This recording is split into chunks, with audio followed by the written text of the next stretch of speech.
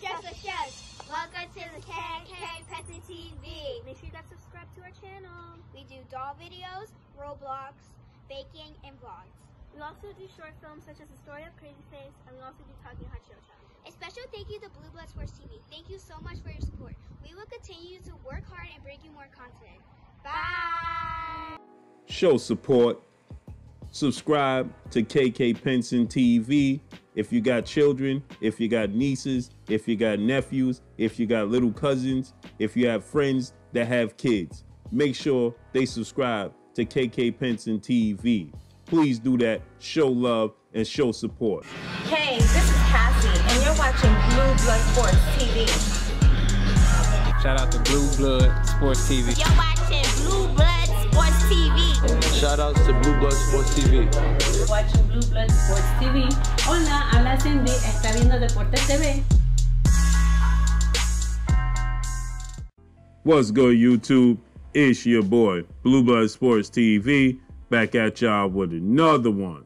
So, unified, undefeated, WBC, IBF, welterweight, world champion, superstar boxer, Errol the Truth Spence Jr. takes to social media and lets the world know that he is focused, he is disciplined, and he is on weight. He is in shape. He says, I'm in shape, I'm on weight, and I'm ready to go. I can't wait to get in the ring. I found a newfound discipline, and I'm locked in.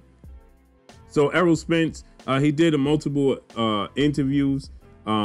Recently, he did one with Brian Custer.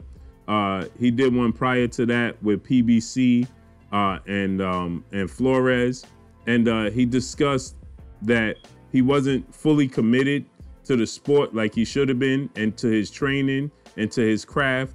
And he had to, really push himself to make weight right before those fights, right? He had to, he said he had to, wear the sauna suit and, really focus to make weight a week before the fight and things of that nature. He said mainly the Mikey Garcia and the Sean Porter fight.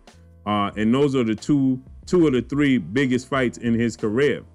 I would say the biggest fight in his career had to be going over to the UK and getting his first world title opportunity and going to the UK and taking it from, at that time, the IBF welterweight champion, Kell Brook. And he did it in Kell Brook's backyard. So I would label that #1 in his career as the biggest fight. Then I would say the Mikey Garcia fight. Mikey Garcia is a 4-division former world champion, Mexican superstar boxer. Mikey Garcia was undefeated. And the reason I highlight that fight as his #2 fight is because that was his first pay-per-view headline event. Then I would say the Sean Porter fight comes in at #3 because that was a unification bout in which he now captured the WBC title from former 2-time welterweight world champion superstar boxer Showtime Sean Porter. So he said that, in the Mikey Garcia and Sean Porter fights, he wasn't on weight, right? So he had to make weight at the last minute. He's never missed weight on the scale, but that doesn't tell a story of what takes place behind the scenes, is what he's letting the world know.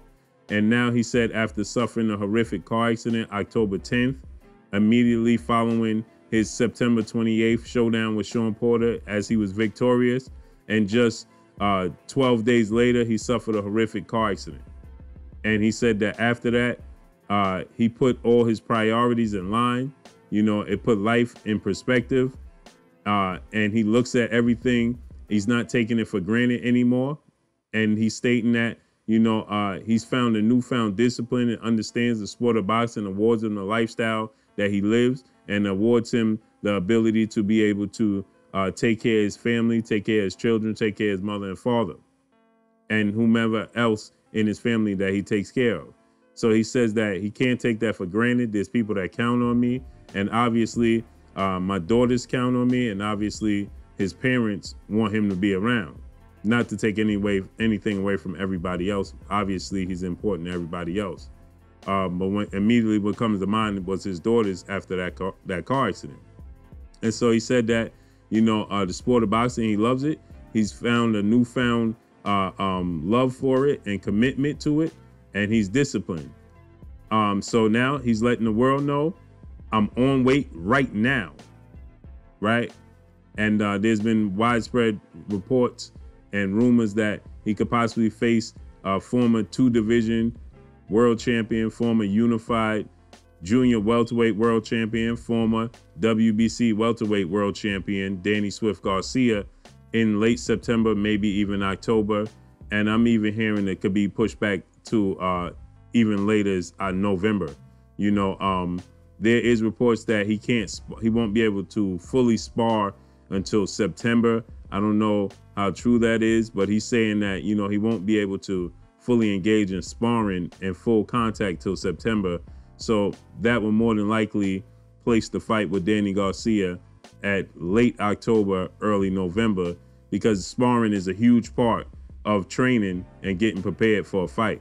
So obviously, you know, if the fight took place in September, that means he would have been outside the ring for at least a year by the time next time he fights.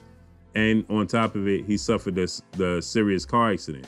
So, you know, those are things that you truly want to be fully prepared and fully acknowledge what your body can do, right? You want to test your body, you want to push the limits and see how you bounce back and how your body responds. So he would have been out the ring in September, whole year, because that fight with Sean Porter was September 28th. And then he suffered the car accident October 10th. So, you know, and not being able to spar till September means he would not have been sparring, he would not have been training, and he did not grace the square circle in an entire calendar year.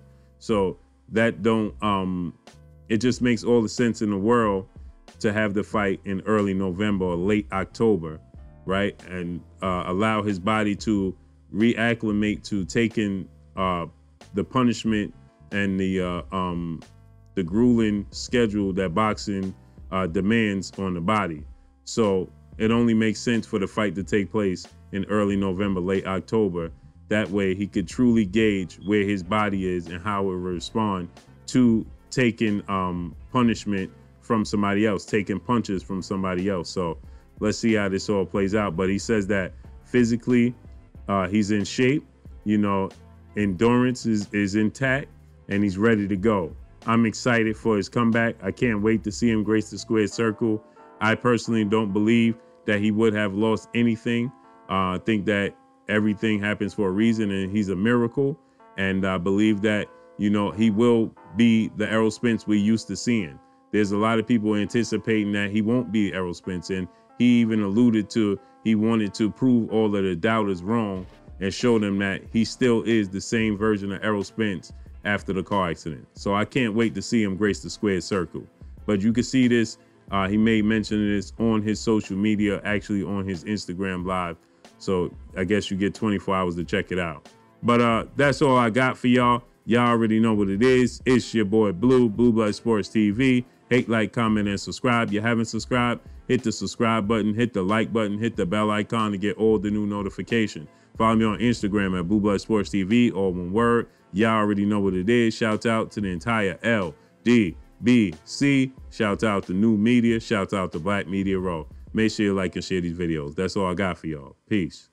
Hey, this is Jasmine. Thank you for watching Blue Blood Sports TV. Hola, soy Jasmine. Gracias por ver Sangre Azul Deportes TV. Gracias.